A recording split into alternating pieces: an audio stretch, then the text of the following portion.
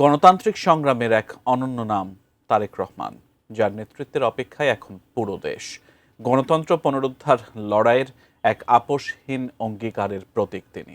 নির্যাতন, নিপীড়ন আর অপমানের বোঝা মাথায় নিয়ে 2008 সাল থেকে প্রবাস জীবনে থেকেও ঠাঁই করে নিয়েছেন কোটি মানুষের হৃদয়ে, হয়ে উঠেছেন বাংলাদেশের রাজনীতির মূল কেন্দ্রবিন্দু। একসময় যেই তারেককে মেরে বের করে দেওয়া হয়েছিল দেশ থেকে, আজ সেই তারেকের আগমনে চেয়ে আছে দেশের আপামর জনগণ। আরও জানাচ্ছেন এসআই রাজ। দীর্ঘ 17 বছরের নির্বাসিত জীবনের ইতি টেনে স্ত্রী কন্যাকে সঙ্গে নিয়ে অবশেষে স্বদেশের মাটিতে পা রাখতে যাচ্ছেন বিএনপির ভারপ্রাপ্ত চেয়ারম্যান তারেক রহমান। 25 ডিসেম্বর দুপুরে তাদের বহনকারী ফ্লাইট সিলেট হয়ে ঢাকার হজরত শাহজালাল আন্তর্জাতিক বিমানবন্দরে অবতরণ করবে। তাই শীর্ষ এই নেতার প্রত্যাবর্তন স্মরণীয় করে রাখতে বিশেষ আয়োজন করেছে বিএনপি। পূর্বাচলমুখী 300 ফুট সড়কে মঞ্চ তৈরি করে নেওয়া হয়েছে বিশাল সংবর্ধনার প্রস্তুতি। দেশের বিভিন্ন এলাকা থেকে ঢাকায় জড়ো হয়েছেন নেতাকর্মীরা। এনজয় শীতের দিন, healthy happy skin, just Vaseline. ঐতিহাসিক প্রায় 1.5 যুগ প্রবাসে থেকেও দেশের মানুষের কাছে অবিসংবাদিত নেতা হয়ে উঠেছেন তারেক রহমান। দেশের মানুষের কাছে তার রয়েছে আকাশচুম্বী জনপ্রিয়তা, যা বিশ্বে বিরল।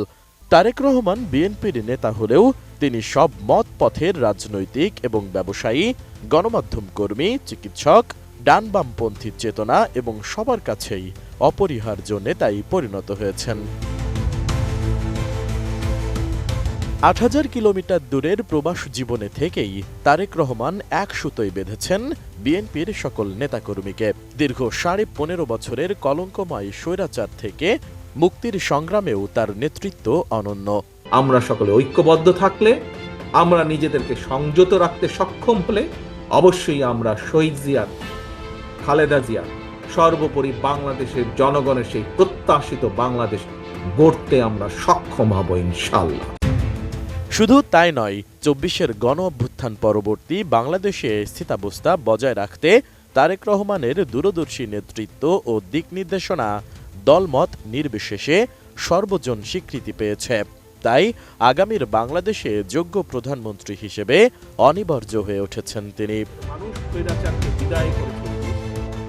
সম্প্রতি তারেক রহমানের ঐতিহাসিক সংবর্ধনা উপলক্ষে আয়োজিত এক মতবিনিময় অনুষ্ঠানে দৈনিক প্রথম আলোর সম্পাদক মতিউর রহমান বলেন, দেশে বর্তমানে একটি স্পষ্ট রাজনৈতিক শূন্যতা বিরাজ করছে, যা শুধু জাতীয় রাজনীতির জন্য নয়, বরং বিএনপির জন্যও একটি চ্যালেঞ্জিং পরিস্থিতি তৈরি করেছে।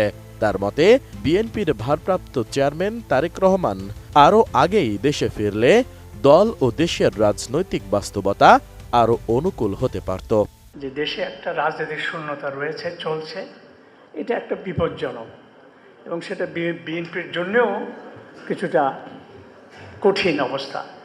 আমি সবসময় ভাবতাম বা এখনও মনে করি যে বিএনপির ভারপ্রাপ্ত চেয়ারম্যানের আরেকটু আগে, বেশ একটু আগে যদি আসতে পারতেন, তাহলে এক্ষেত্রে হয়তো বিএনপি এবং দেশের মধ্যে একটা ভালো সুবিধাজনক অবস্থা তৈরি হতে পারত।